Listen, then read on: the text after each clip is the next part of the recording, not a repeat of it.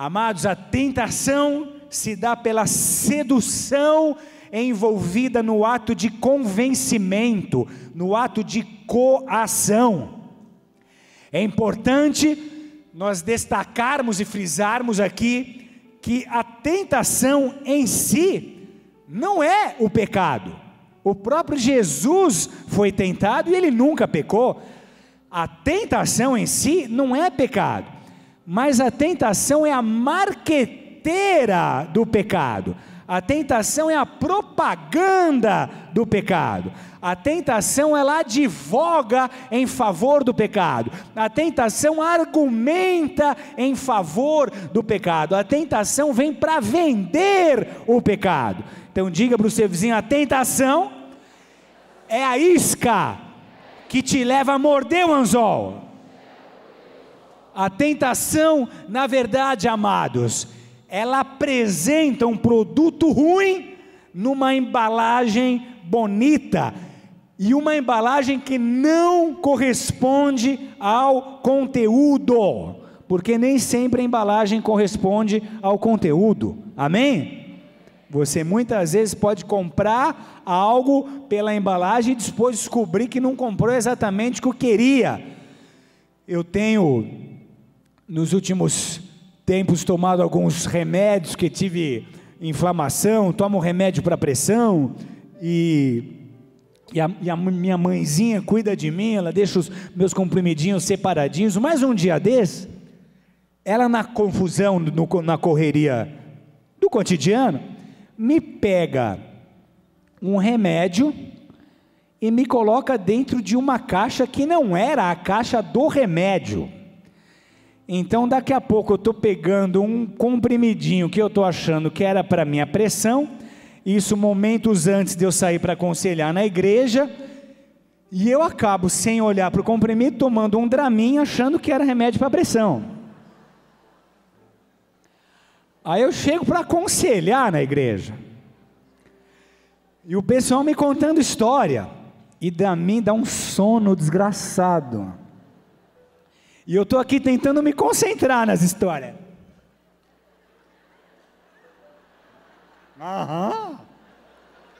E repreendendo: o sangue de Jesus tem poder, que opressão é essa? Satanás entrou nessa sala hoje, que peso, meu Deus, não consigo prestar atenção no aconselhamento. Aí foi sim para tudo, né? Sim, pá, posso me desviar? Pá, vai, faz o que você quiser. Sim para tudo, para chegar logo em casa.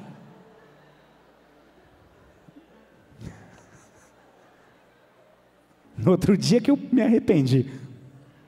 O que eu fiz, meu Deus? Nem sempre a embalagem corresponde ao produto, e a tentação, ela tem esse papel. Você pode ainda não ter tido uma experiência como essa, dado os seus poucos quilômetros de caminhada na fé, mas eu preciso te avisar que as tentações aparecem mais hora ou menos hora. As tentações, na verdade, aparecem como bifurcações nesse caminho, e nós determinamos o nosso destino pelo modo como nós reagimos a essas tentações. Pegue a estrada errada e o final pode ser terrível, e é isso que faz com que a nossa luta contra a tentação seja inacreditavelmente difícil, porque você sabe exatamente o final daquela estrada, e você não quer chegar ali de maneira nenhuma, mas você cedendo à tentação, aquele, você gostando ou não, será o seu destino. Nós hoje vamos avaliar com cuidado, amor e carinho, a tentação que Jesus, o nosso Senhor, enfrentou. A nossa jornada aqui começa num ponto crítico na vida de Jesus. A cena é descrita no Evangelho de Mateus, no capítulo 4, e é importante nós termos toda a narrativa para ter uma ideia da natureza dessa terrível experiência. Abra sua Bíblia comigo em Mateus capítulo 4, verso 1 até o 11. Diz assim o texto: A seguir, foi levado Jesus pelo Espírito ao deserto, para ser tentado pelo diabo. E depois de jejuar 40 dias e 40 noites, teve fome. Então o tentador, aproximando-se, lhe disse: se és filho de Deus, manda que essas pedras se transformem em pães. Jesus, porém, respondeu: está escrito, não só de pão viverá o homem, mas de toda a palavra que procede da boca de Deus. Então o diabo o levou à cidade santa, colocou-o sobre o pináculo do templo e lhe disse: se és filho de Deus, atira-te abaixo, porque está escrito, aos seus anjos ordenará a teu respeito que te guardem, e eles te sustentarão nas suas mãos, para não tropeçares em alguma pedra. Respondeu-lhe Jesus: também está escrito, não tentarás o Senhor teu Deus. Levou ainda o diabo a um monte muito alto, mostrou-lhe todos os reinos do mundo e a glória desses reinos, e lhe disse: tudo isso te darei, se prostrado me adorares. Então Jesus lhe ordenou: retira-te, Satanás, porque está escrito, ao Senhor teu Deus adorarás, e só a Ele darás culto. Com isso deixou-o o diabo, e eis que vieram anjos e o serviram. Até aí.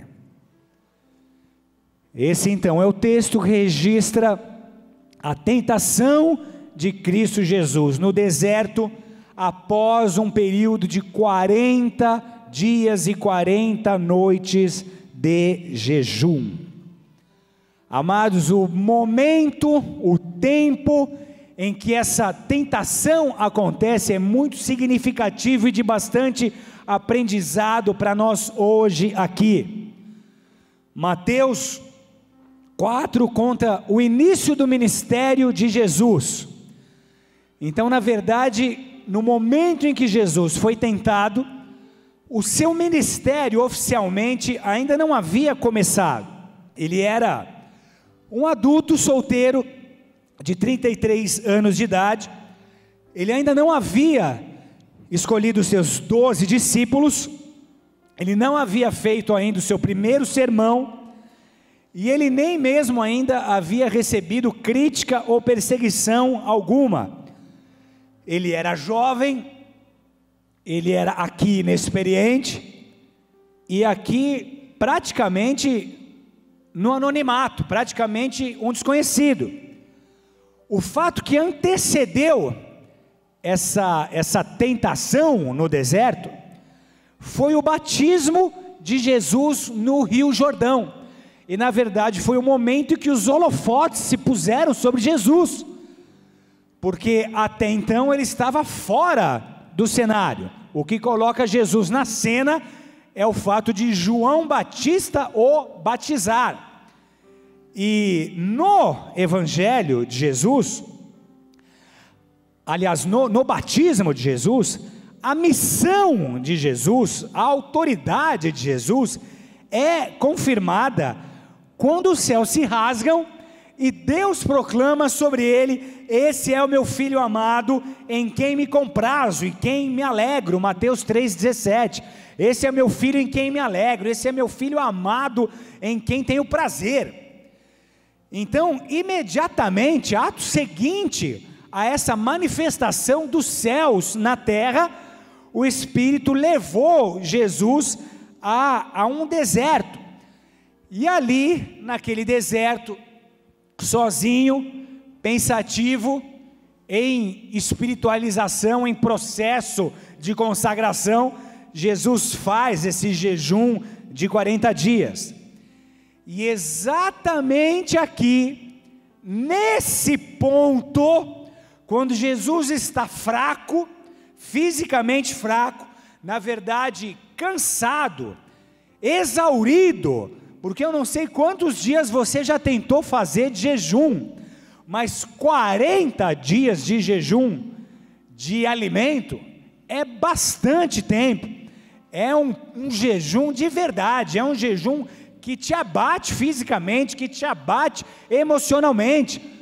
Nós costumamos aqui fazer jejum de 40 dias, mas jejum de uma refeição, jejum da janta, ou jejum do almoço, ou jejum de máximo 2 refeições. Aqui foram 40 dias de total jejum, de alimento físico. Então nesse ponto aqui, Jesus está fraco, está cansado, está desnutrido pela falta de alimento, está desidratado pelo calor do deserto. O físico de Jesus foi castigado pelas variações térmicas alternadas num deserto, a noite fria, a noite de 0 graus da madrugada e o calor de às vezes 45, 50 graus do dia de desertos ali em Israel. Então ele foi castigado, sol escaldante, madrugadas congelantes, emocionalmente até abatido pela solidão, pelo tempo de isolamento. Então é aí, num ponto em que ele está frágil, que a tentação chega. E eu preciso dizer isso porque essa é e continua sendo uma estratégia inerente a um ser milenar que tem como objetivo destruir o plano de Deus, o projeto de Deus em nossas vidas e, se possível, nos destruir. E ele, como o texto aqui nos ensina, sabe esperar com paciência a hora certa para agir. O que eu quero dizer é que ele sabe exatamente quando nós estamos mais vulneráveis. Ele sabe esperar uma oportunidade onde nós estaremos mais expostos. O que eu quero, na verdade, dizer e afirmar aqui é que ele assiste você levantando as suas mãos e bradando em lágrimas, muito tocado por Deus: Senhor, eis-me aqui, envia-me a mim, eu te amo, tudo que eu tenho é teu, eu sou teu, eu pertenço a ti, a minha vida é tua. Ele te vê cantando as adorações que você canta a Deus, e ele sabe que ele não vai conseguir nada quando você estiver em chamas, quando você estiver convicto, quando você estiver cheio de Deus, quando você estiver cheio de fé. Ele cruza os braços então, e ele te observa, esperando a hora em que você vai dar um espaço para ele. Ele senta na sua cadeira de balanço, e ele simplesmente espera, como quem está dizendo: mais hora ou menos hora você vai fraquejar e eu estarei ali, mais hora ou menos hora você vai abrir a porta e eu vou estar pronto para entrar, mais hora ou menos hora você vai me dar espaço, e a hora que esse espaço acontecer, eu estarei pronto para usá-lo, eu estarei aqui. É por isso que a Bíblia nos exorta lá em 1 Pedro 5,8: sede sóbrios, vigiai, porque o diabo, vosso adversário, anda em derredor, bramando como leão, procurando a quem ele possa tragar. Ele não dá folga, ele não tira férias, ele está a todo tempo como adversário, procurando um espaço, procurando uma oportunidade, procurando alguém que ele possa tragar. Então ele te vê fazendo as declarações de fé que você faz, mas ele diz: eu conheço os seus pontos fracos, eu sei que o seu espírito está pronto, mas a sua carne é fraca. Tudo bem, eu sei que você vai se propor a resistir, mas até quando? Vai chegar uma hora que você não vai suportar. Eu vou te tentar até o momento que você vai entregar os pontos, até a hora em que você vai ceder. Eu vou te tentar com tudo que eu tenho, eu vou te tentar com tudo que eu sou. Você vai fraquejar, você vai um dia deixar de vigiar, e quando isso acontecer, eu estarei ali, eu estarei presente. É por isso que Hebreus capítulo 12 verso 4 nos ensina a resistir à tentação com todas as nossas forças, resistir à tentação até o sangue. Olha o que diz o texto: vocês ainda não resistiram até o sangue, combatendo contra o pecado. O autor da carta aos Hebreus está dizendo que a nossa missão é resistir com tudo que nós somos, até o sangue, se isso for necessário, contra o pecado. Mas ele continua dizendo: você tem altos e baixos, você sai da igreja cheio de fé, mas ali na frente você começa a dar espaço, eu começo a botar pensamentos na sua mente, eu começo a te influenciar, a sua imaginação começa a ser trabalhada, e eu sei que vai haver uma baixa, eu vou esperar essa baixa.